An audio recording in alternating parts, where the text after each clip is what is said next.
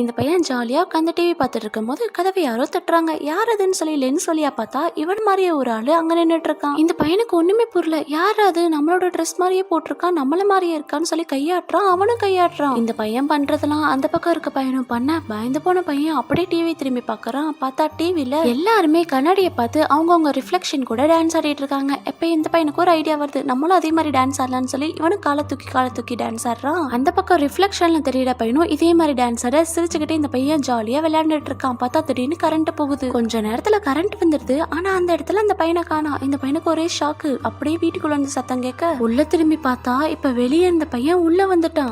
போச்சு பெரிய பிரச்சனையில மாட்டிக்க போறோம், நம்ம ஃபர்ஸ்ட் எஸ்கேப் ஆயிடலாம்னு சொல்லி இவன் கதவுல கை வச்சு திறக்கலான்னு பார்த்தா அவனும் இவன மாதிரியே பண்றான். கொஞ்ச நேரத்துல அங்க நின்னுட்டு இருந்த அந்த பையன் ஏதோ கண்ட்ரோல் பண்ண இந்த பையன் பாடி அப்படியே அவன் பக்கத்துல வருது. மெல்ல மெல்ல அவன் திரும்பி பார்த்தா